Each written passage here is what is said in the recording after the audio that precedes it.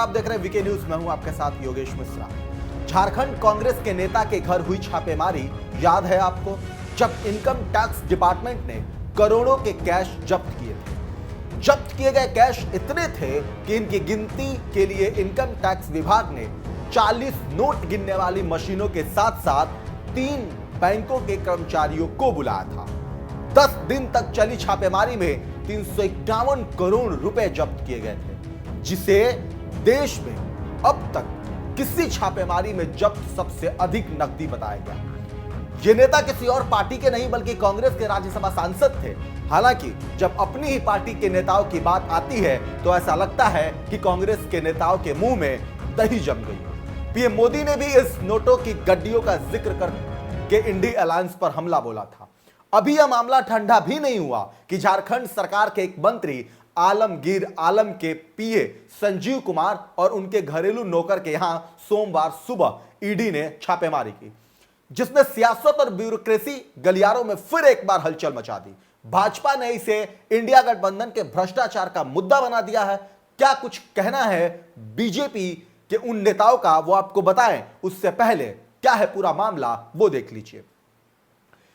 दरअसल झारखंड के ग्रामीण विकास मंत्रालय में टेंडर कमीशन घोटाला मामले में ईडी बड़ी कार्रवाई कर रही है। इस मामले में मनी लॉन्ड्रिंग का केस दर्ज किया गया था, जिसके बाद पीएमएलए के तहत 6 ठिकानों पर छापेमारी की गई थी। ग्रामीण विकास मंत्री आलमगीर के निजी सचिव संजीव लाल के घरेलू नौकर के परिसरों की तलाशी ली गई, जिसमें 25 करोड़ कैश बरामद किया गया। तलाशी के दौरान परिसर में नकदी बरामद की गई है, जिसकी गिनती जारी है।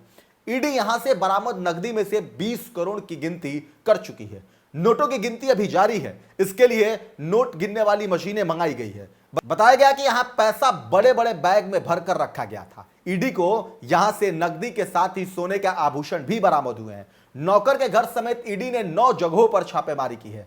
गौरतलब है कि ईडी ने झारखंड ग्रामीण विकास विभाग के मुख्य अभियंता वीरेंद्र राम को फरवरी 2023 में कुछ योजनाओं के क्रियान्वयन में कथित अनियमितताओं से जुड़े मनी लॉन्ड्रिंग मामले में गिरफ्तार किया था। आज की छापेमारी उसी मामले में की जांच का विस्तार बताया जा रहा है। रांची की सेल सिटी में इंजीनियर विकास कुमार के आवास समेत शहर में बरियातू, मोहराबादी और बोडिया में कुल 9 ठिकानों पर ईडी की टीम छापेमारी कर रही है, जिसके बाद से भाजपा ने कांग्रेस के मंत्री के नौकर के घर से हुई इस बरामदगी को लेकर हमला बोला है। झारखंड के पूर्व सीएम और बीजेपी नेता बाबूलाल मरांडी ने हमला बोलते हुए कहा है कि 2 दिन पहले प्रधानमंत्री जी जेएमएम कांग्रेस के जिस लूट मॉडल की बात कर रहे थे, उसे इन रुपयों ने सत्यापित कर दिया है कि लगता है गरीबों, दलितों, आदिवासियों, पिछड़ों के हक मारकर लुटे हुए इन्हीं पैसों से कांग्रेस अपने शहजादे को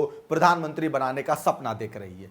ईडी सीबीआई के दुरुपयोग की दुहाई देने वाली जेएमएम कांग्रेस जनता के सामने अब कौन सा नया बहाना बनाएगी। धीरज साहू से लेकर आलमगीर आलम और पंकज मिश्रा से लेकर पूजा सिंघल तक के ठिकानों से जिस प्रकार अथाह काले धन बरामद हुए हैं, उससे पिछले 5 सालों के दौरान राज्य सरकार द्वारा की गई संगठित लूट जगजाहिर हो चुकी है। वहीं बीजेपी महासचिव विनोद तावड़े ने कहा है कि ये नोटों का ढेर कांग्रेस और घमंडिया गठबंधन के काले साम्राज्य की एक छोटी सी झलक है, जिसे ईडी ने झारखंड के कांग्रेसी मंत्री आलमगीर आलम के निजी सचिव के नौकर के घर से बरामद किया है। आंकड़ा अभी 25 करोड़ के पार पहुंचा है, जबकि लगातार नोटों की गिनती जारी है। कांग्रेस और इंडी गठबंधन की नस्ल में ही भ्रष्टाचार है। इन लोगों ने हर तरह से गरीबों, दलितों, आदिवासियों, पिछड़ों के हक को मारकर अपनी झोली भरी। दरअसल आपको बता दें कि आलमगीर आलम पाकुड़ विधानसभा से कांग्रेस के 4 बार के विधायक हैं। वह चंपाई सोरेन की सरकार में संसदीय कार्य और ग्रामीण विकास मामलों में कैबिनेट मंत्री भी हैं। वह राज्य में कांग्रेस के बड़े नेता हैं।